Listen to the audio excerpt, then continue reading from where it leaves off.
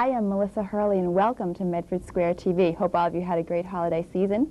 Today we are here with a Medford native. He actually hasn't been with us for the last year and a half, actually about 2 years. First he was in New York, and then he's been living in California for about the last year and a half.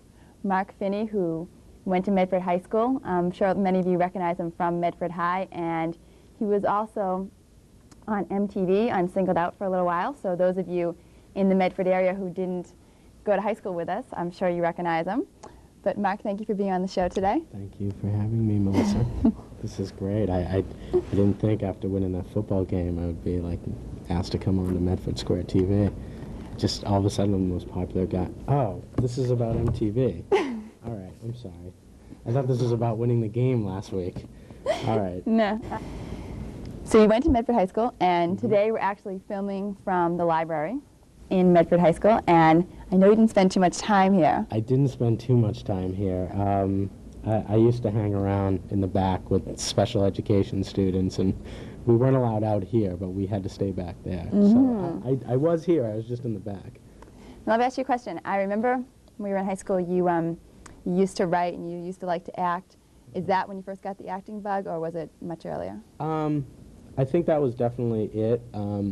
Even up until that point, it was just more being a clown, you know, constantly just trying to make people laugh. And then I think all of a sudden, I had this slap in the face that said, all right, well, I've got to do something about this. And believe me, it even took years after that to actually do something about it. But yeah, definitely being that way in high school stemmed it, you know. Absolutely. And once you graduated, you went to New York for a little while? I graduated. I worked here in Boston for a long time. I worked like basically in the streets of Boston selling sausages at different events as a vendor. It was just this real brutal job, 24 hours. It was a hard job. And then I went to New York in the winter because I worked in the summer, and I went to New York to go to acting school. And yeah, that was about a few years back, 3 or 4 years ago. And let me ask you a question. What did you learn in acting school what's the #1 thing that you learned? The #1 thing that I learned in acting school, you don't need acting school. That was basically the #1 thing. I just fell in love with New York City instead of like acting school. I thought I was going to be like James Dean or something like that. It's not like that. I mean, James Dean had money, you know. I didn't learn anything in acting school, to tell you the truth. And if anybody's thinking of going to acting school, just forget about it. Now, what made you go out to California? My friend Kevin Inagaro, who was also a substitute teacher here, St. Anselm graduate, worked with me on the sausage carts. He was a writer out there. He was out there for a while, and he was head writing Singled Out. And in their 4th season, they wanted to do something different. They wanted to do sketches, add characters. So he brought me and a bunch of other guys in, and we auditioned, and they liked what we did. You know, they liked it, so then we formed this team of Kevin being the head writer, me, the actor, another actor, and I mean, obviously it worked out because they liked what we were doing, and so I flew out there, did a season of the show, came back, and then I said, all right, I've got to move out there now, because now this is what I do now. It happened like that. It went from being, okay, I want to be an actor, and I'm going to go out and take my shot. I got a chance to act on this show, to this is now my life. This is my career now. So some of the people watching actually may not know what MTV Singled Out is. Really? Can you give us a short little paragraph? Okay. MTV, you don't know what it is? The producer doesn't know what it is. Neither does our producer, but that's okay. Singled Out is essentially a game show. However, in the past couple of years, we've made it a sketch game show. I mean, with Jenny McCarthy, Carmen Electra, Chris Hardwick. Basically, one person is up against 50 people. And through a group of questions and sketches and games, we weed out 49 people to match up those 2 people. And man, the hijinks ensue. Forget about it. You were on. No, I wasn't. Yes, you were. I was not. She doesn't want to talk about it. She won. That's the whole thing. She got paired with this guy, and it was, you know, anyways. That's another show. That's another show, That's okay. another episode. But now there's 50 men and 50 women, 50 or men 25? and 50 women. And so they bring out one girl, kind of like the Roman times, and they pit her against these 50 men. And like I said, in the first round, you have questions. We weed out, like, everybody. Second round, there's 8 guys left. She goes up against 8 guys in a series of games with characters. In the third round, there's 3 guys left. And they race to her through a series of questions by answering them correctly. And then whoever gets there last is the winner. And where do the sketches come in? Sketches come in round 2. They ask, you know, for example, tell, you know, little Bob that he's too young to wear his diaper. So the guy has to tell me that, and we write a little sketch, a little bit, and we perform it. And if the guy can come off doing, usually, you know, he does, and if he can come off doing that, then he's either kept or dumped, you know. And if he's kept, then he makes it to round 3. And then we would take those sketches, and we would put them at the beginning and the end as well.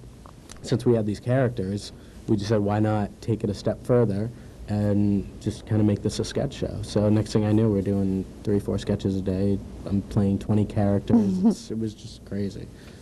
Let me ask you a question. Those 2 people that end up together at the end, how many of those really actually even enjoy their dates? I don't know. We sent them on these great little prizes. Yeah, they do. They seem like great dates. And we really never know what happens to them after that. I mean, I'm sure maybe magic is sparked in some of them. I mean, some of them, I think, go their own separate ways and take the gift and go with their friend and, you know, or their brother or sister or something. I like to think, though, Melissa, that sometimes we start true love. You know, that's just me. It's the philosophy of the show, right? It's the goal. It's not the philosophy of the show, Melissa. It's my philosophy. Okay. All right. Single out's more than a show for me. It's a way of life. No, it's definitely was a stepping stone for you, and Absolutely. it's interesting because you said a few moments ago that you didn't learn anything in acting school, and I think what I was getting at when I asked you that question was there's so many people in this business that want to go in the entertainment field that can spend all this time going to school or practicing or whatever it is, and it's such a luck-driven profession that you just have to be in the right place at the right time. How did you like being on Singled Out? I know you did some things that were kind of out of the ordinary and made quite a name for yourself. I loved it. I mean, how can I not love it? I had the opportunity to get this huge stepping stone for my dream, to start my career, to live an entirely different life than I was living. I was selling sausages at Fenway Park. You know, that's what I was doing. I was completely miserable, you know, and all of a sudden, next thing I know, I live in Hollywood. And I'm, you know, am I making millions of dollars? No, but I'm going towards that. That's not what it's all about. Exactly. Yes, it is. Listen, kids, if you're going to Hollywood, forget any illusions. You're going to make the money, okay? If you want to just make a regular salary, I'm sorry. I'm sorry. It's not about that. Don't listen to me. You know, I'm having this opportunity to make my dream come true. You know, I'm working with other actors. I'm performing on TV. I'm making people laugh. I loved it. It was probably the best experience of my life thus far. Great. Let's talk about Hollywood for a second. You we'll mentioned Hollywood. You mentioned a few minutes ago that it's not my agent will let me. It's not all it's chalked up to be. People think Hollywood's all the glitz and the glamour, and we talked about this off screen that it really isn't. Hollywood is the glitz and the glamour if you have the money for it to be the glitz and the glamour. John Travolta, his life is probably a lot of glitz and glamour. I mean, but the normal person. The normal person that hasn't made it yet, Hollywood is a hard place. It's very competitive. It's very pitiless. The funny thing about Hollywood, the one thing that I have found most saddening is you're so depressed there at times. Really? But it's so sunny and beautiful and nice, it somehow makes it worse. Because I swear to God, it's not the type of sunniness and happiness that helps your bad situation. It's the kind that makes you look at it and say, I will never have any of this, you know? It's like, this, you know, you almost wish it was kind of like England or something, just dark. So you're like, okay, well, Dreary this is and what my dull. life is like. I'm going to make it out of this. You know, you're just completely surrounded by happiness, by other people, and you're just like, wait a minute, I'm starving, I'm broke, I mean, there's a lot of people that go out there. I think 8 out of 10 flights that leave LA a day are people that just gave up Really? and go home. It's a hard place to be. It definitely, to answer your question, Hollywood is not all it's chalked up to be, if you go out there, unless you stay focused and are ready to starve and are ready to, you know, deal with what comes your way. Because you're not home. You can't, you know, go to your parents' house or something like that Right. and do your laundry. Right. You know, so no, it's not.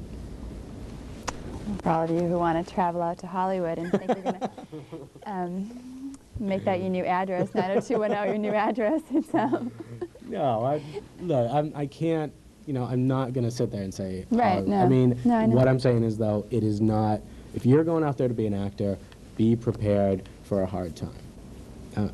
I mean, what other advice would you give to someone who is looking to be an actor or an actress?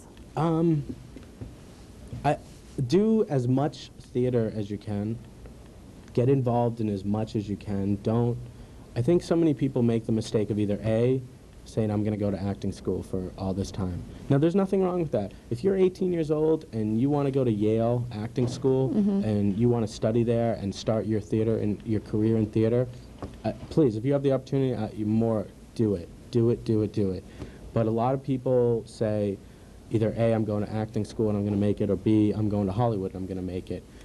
If you're going to go to Hollywood, go out there with a good amount of money and just have patience.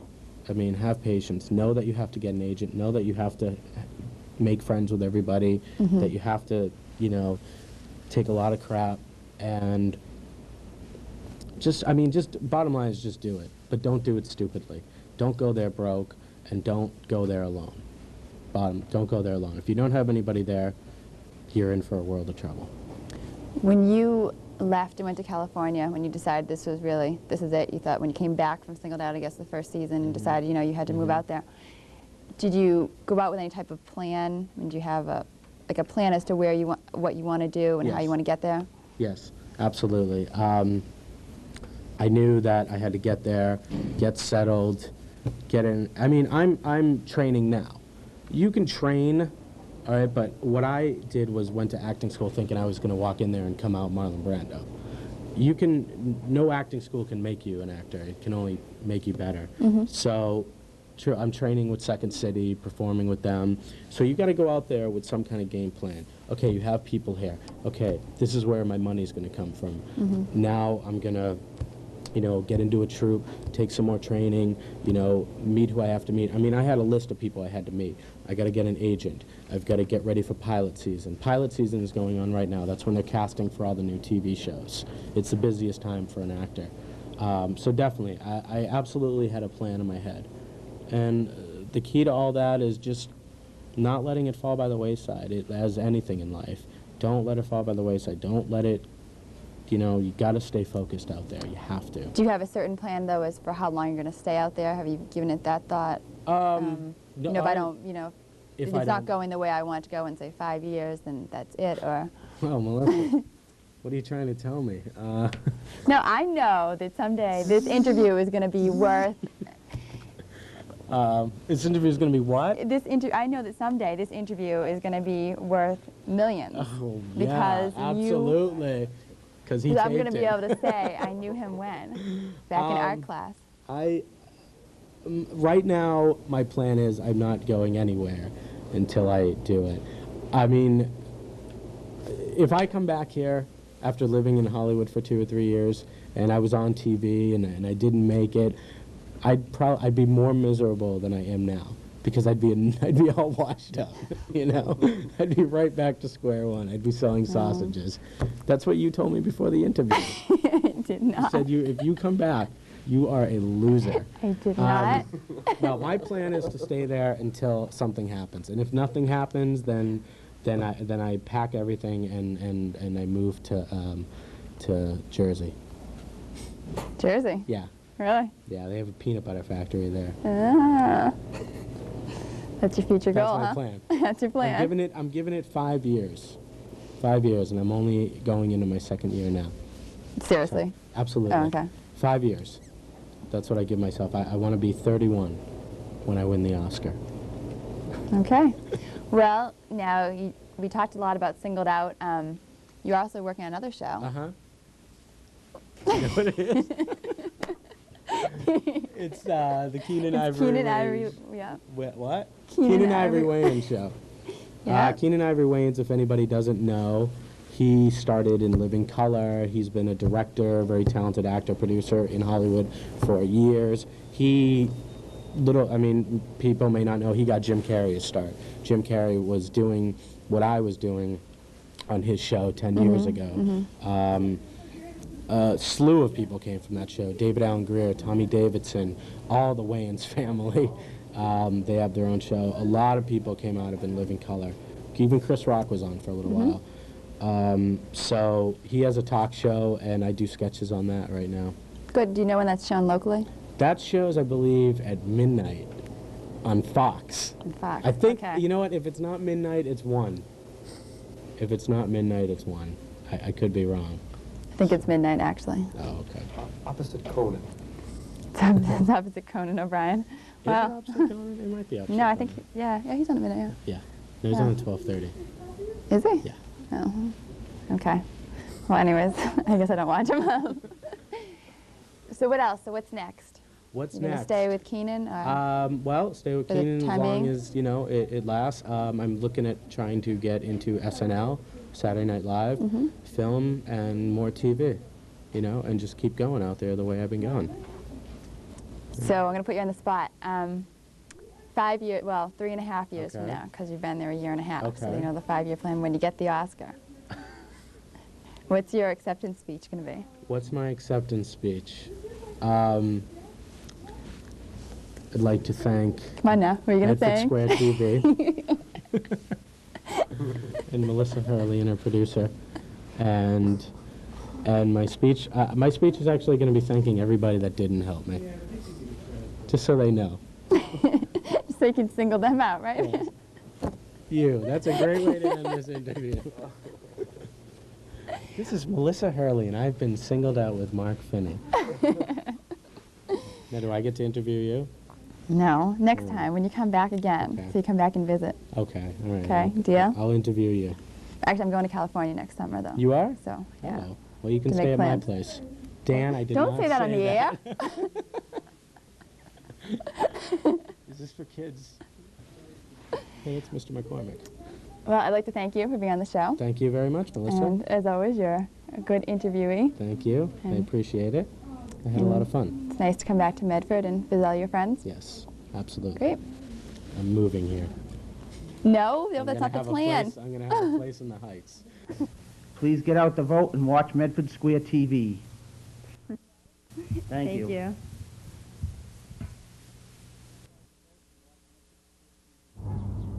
Well, we've moved from the present-day high school on Winthrop Street to what used to be the old Medford High School right in the heart of Medford Square.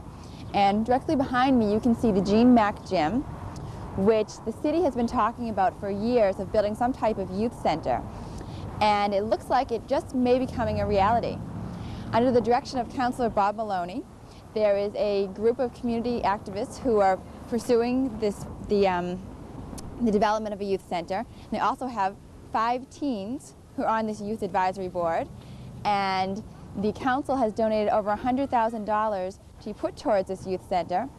And there seems to be a little bit of a controversy as to what exactly the youth center will have at it. Those of you who went to the old Medford High School probably remember going to band concerts, going to pep rallies, playing basketball. Well, you know what? The kids of today really have pretty much the same idea. Topping their list was dancing and dunking, as in basketball. So there's 2 things, but also they're just looking for some type of place where they can come and hang out, and instead of going home after school, they're looking for some type of place to go with their friends, maybe have some fun after the homework's done. We will be updating you on this youth center in the coming months as it progresses, and I guess whether you're an older person Whether you're a younger person, whether you're on the Community Youth Board, Advisory Board, or the Community Advisory Board, the one thing, everyone has the one thing in mind, and that's fun. Remember, your one vote counts, and I know. So hope to see everybody at the polls on November 4th, and good luck to you and Mr. Fortunato in your future endeavors, and may Medford Square TV be around forever. Thank you. Thank you very much. Good night. Thank you. Well, schools, schools, schools. It seems every time you pick up the Medford transcript, you read about another school issue. Well, while Medford gets ready to hopefully build 3 new middle schools, one school that's making headlines every single week is the Waite School. The Waite School is right by Powder House Extension and has been closed for the past 14 years. Now, as neighbors have differing opinions and quite vocal opinions of what they want to happen to the school, as does the city, we at Medford Square TV invite you to stay tuned to Medford Square TV in the upcoming months as we follow this story very closely and tell you just what will happen to the Waite School. I'm sure many of you remember attending elementary school.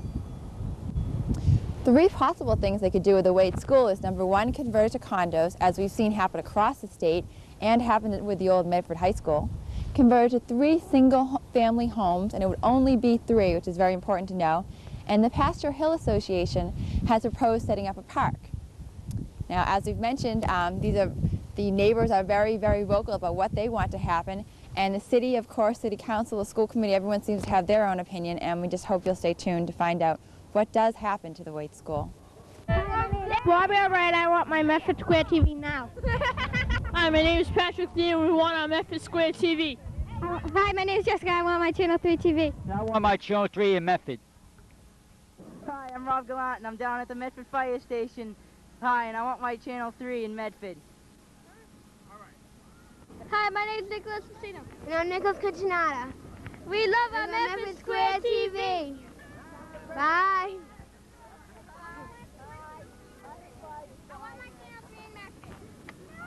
And we love our Channel 3 in Medford.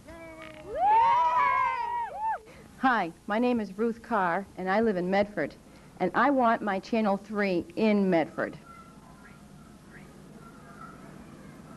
Hi, I'm Joe Marino, and this is my son Ross, and we love our Medford Square TV. Hi, I'm Teresa Machino, and I want my Channel 3 Medford TV. And isn't Gary great? And so isn't Joey. Thank you. Well, it sure is cold out there, but it's nice to come inside. We're at Colleen's in Medford Square, featuring Brigham's Ice Cream, and having a little coffee. And later on in the show, we're going to see Joe Grande and Lisa Evangelistic, who were both inducted into the Medford High School Hall of Fame, and they had a banquet recently, which we'll take you to. But right now, we have an old friend to Medford Square TV. Fran Giordano, who many of you, I'm sure, remember, gave stellar sports reports, is here today to talk to us about the Boston sports scene. Thank you, Melissa, and thank you to the folks down in Left Field Sports and Medford Square. Well, just when you thought it was safe to turn on your TV, guess what? Here we are. We're back. Well, we have a lot to cover, and we're going to get into it right away. Our theme will be from worst to first. Well, that's not exactly the case for the Boston Bruins and the Celtics, but it's pretty close. At the break, the Celtics this year, well, they're a little more than a handful of games out of first place, if you can believe that. And with the Eastern Division as tight as it is, they're just less than that out of a playoff spot. So come April, who knows, maybe we'll see the Celtics in a playoff position this year. What's the turnaround? What happened? Well, 2 reasons: the talent and the coach. Let's start with the latter first. Rick Pitino, when he took the job, he said, listen, I have to do it my way, and that's what it's going to be. So he cleaned house, he got rid of the malcontents, he got rid of the lazy people, no-nonsense type of guy. He said, this is the way it's going to be. And that's the attitude he has. The players, well, they listen and they react to Coach Pitino. They like his attitude, and they know that he has an insatiable desire to win. Winning is what it's all about. Well, how about the talent? He's put together some scrappy individuals who play a tough, tenacious defense. And it shows. It's evident in their number of turnarounds and their number of turnovers this year. The Celtics, they're playing good defense. However, let's not forget they're led by all-star Antoine Walker, who this year is leading all second-year players in points per game average. And he's got a good crew with Ron Mercer and Chauncey Billups, who I might add, Both made rookie All-Stars this year. So that's 3 potential All-Stars for the Celtics. Could be a bright future. Let's stay in touch. When's the last time we saw 3 guys make the All-Stars for the Celtics? I can think of 3 guys right away. Remember those years? Those were the glory years.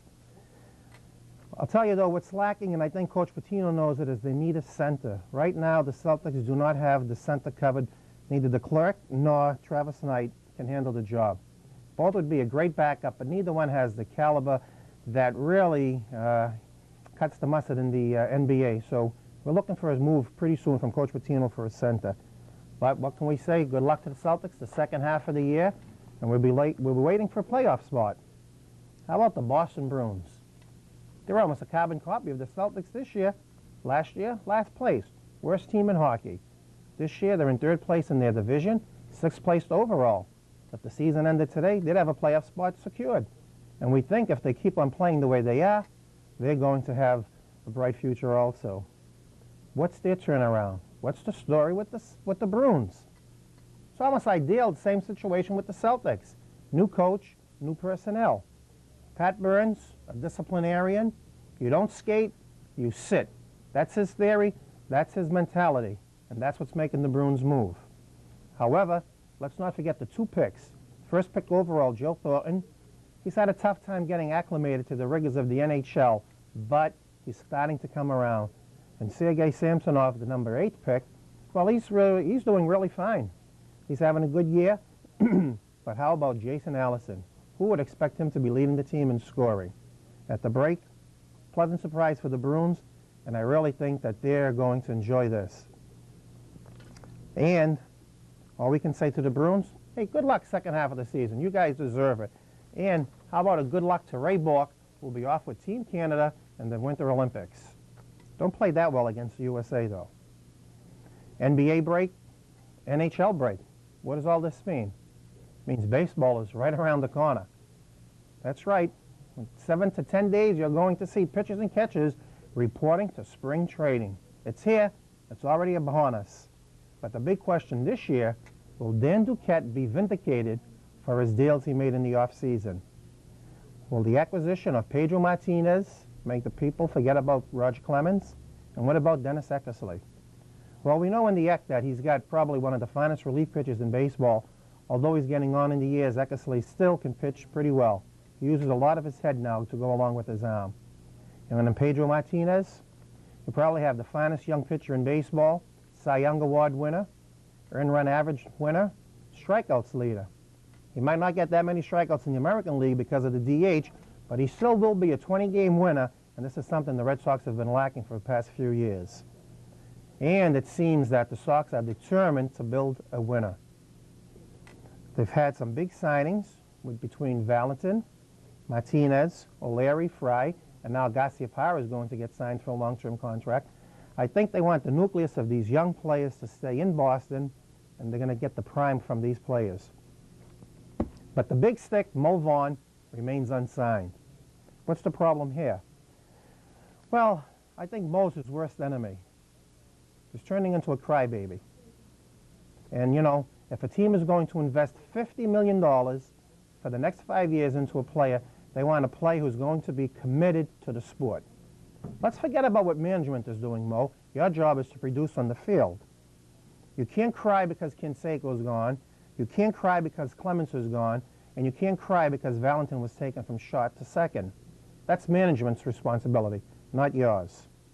Your home runs dropped from 44 to 35. Your weight, well, according to a Globe report, it says you're up to 270, and you're spending more time with the Foxy Lady than you should be. Come on, Mo. You're a good ball player. Let's get committed. I think you can do it. And how about, this brings me to a point where these overpaid athletes, it's really, it's a pet peeve of mine when they start really mouthing off to management. And I think it's time that we draw the line and we don't just coddle these babies any longer. Your job is to produce on the field. Let management make the decisions. Okay, Mo? If you and Monica Lewinsky both kept your mouth shut, neither one of you would be in trouble right now. And speaking of trouble, this brings me to the PGA. I never talk about golf, but the PGA to me, has just committed the most disgusting and despicable act in all of sports. Golfer Casey Martin petitioned the PGA if he could use a golf cart from hole to hole on the PGA Tours. Why did he do this? The man is suffering from a rare circulatory defect in his legs, which causes both of his legs to be diseased. Enough so that one will probably have to be amputated in the near future. Because he plays in excruciating pain and makes walking difficult, he asked the PGA if he could ride a golf cart from hole to hole. Well, lo and behold, the PGA and all the old-time purists, Jack Nicklaus et al., have said to him, it's an unfair advantage. Would any of these people want to trade places with this guy with two diseased legs to say that that's an unfair advantage? Come on. How many of these people go to the golf companies and say, make my ball a little juicier, tighten it up for me so I can get some extra distance? How many of them want to use the titanium clubs? You know, are these extra advantages? Of course they are. Don't pick on the guy because he's sick. Don't pick on him because he's disabled. PGA, do the right thing. Allow the man to use the golf cart. The whole world is looking at you. It's just an act of cowardice from what you people have done. Well, I'll tell you, I think the last thing, and I would be remiss if I didn't mention this, and I know my son wouldn't forgive me, but for the Medford Mustangs football team. A big win over Malden this year. They had 5 wins, 4 losses, and 1 tie. A winning season, the first time in the past 9 years. So I say congratulations to those guys. You had a fine, outstanding season. And finally, for our sports trivia, we're not forgetting, the trivia is back. This week, you can get yourself, whoever has the correct answer, just jot it down on a postcard and mail it to Medford Square TV, Post Office Box 379, Medford, Mass. The question, how did Nomar Garcia-Parra get his first name? Here's a hint. We're not going to accept from his mother and father. So you tell us how he got his name, and you can win a free gift down at Left Field Sports right here in Medford Square. And that's it for sports. This is Fran Giordano for Medford Square TV. Back to you, Melissa. Thanks, Grant. You haven't missed a beat on the Boston sports scene, and we look forward to having you in many future Medford Square TVs. Well, the Medford High School Hall of Fame banquet was recently held, and Joe Grande was inducted, as was Lisa Evangelista. We'll hear from Lisa later on. Right now, we take you to Joe Grande. Joe was chairperson for Save Our Sports in 1992. He gave generously for championship banners. He's the M Club advisor, the freshman baseball coach, the president of the MHS Hockey Association, the coach of hockey's captain team, and contributes for Unsung Hero Awards at the M Club banquets each year. Thank my wife, 4 generations of Grande sitting at the table over here. My great-grandson left. He was harassing Jimmy Reed while he was making the speech, and they hustled him out. The board, thank you. I thought I was going to get in 8 years ago, but the nomination got lost.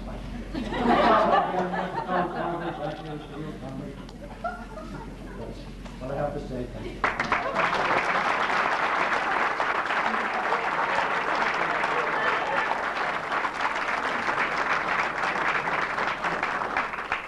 The next inductee will be inducted by the Mustang Hall of Fame Secretary, Gloria Leone.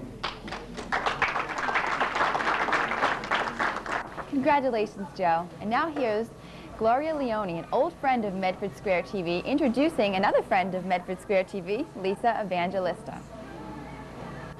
Thank you. And good evening, and congratulations to all the inductees.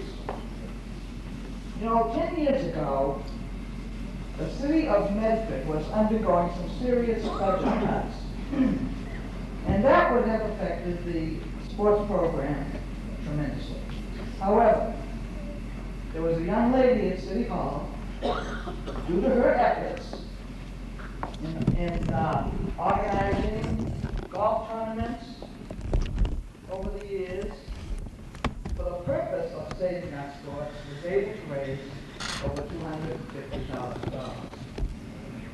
In addition, she was instrumental in raising thousands of dollars by organizing the miniature golf tournaments. And for our cheerleading squad, she has brought them many dollars and has brought them to national fame. She has given of her time beyond your wildest imagination. When City Hall closes at night, you will always see one light burning in the office down in the left wing. And that would be the hours beyond the call of duty that this young lady has put in the city for the athletes and for its citizens. I'm particularly proud because I remember when this young lady was born. Her mother was one of my dearest friends, and I would never believe that I would ever see this day where she would be in City Hall as one of the top administrative aides to the mayor. I'm very proud to present tonight to you the inductee who I feel is most deserving of this award, Miss Lisa Evangelista.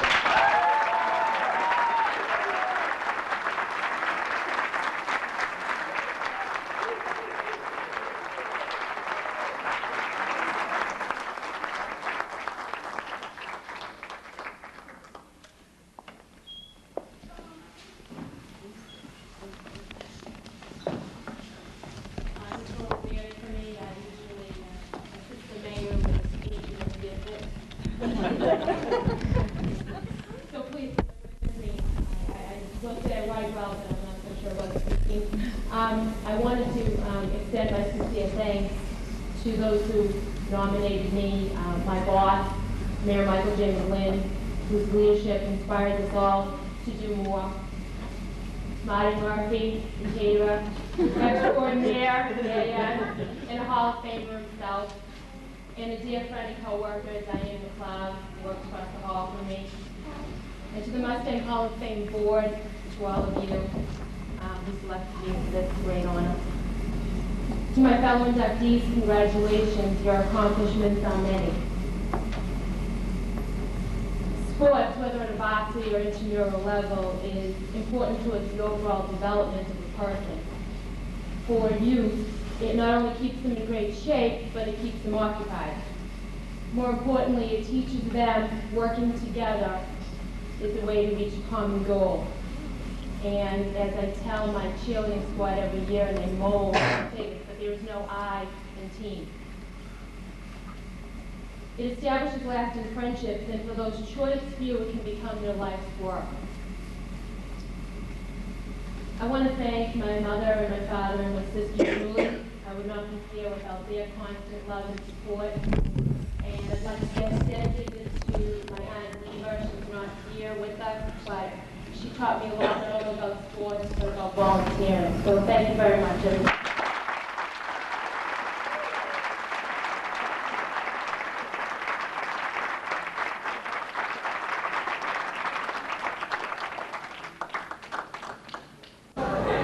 Congratulations, Lisa. You've been a driving force in the Medford sports scene, whether playing sports, helping out with the Medford High School cheerleaders, or at fundraisers.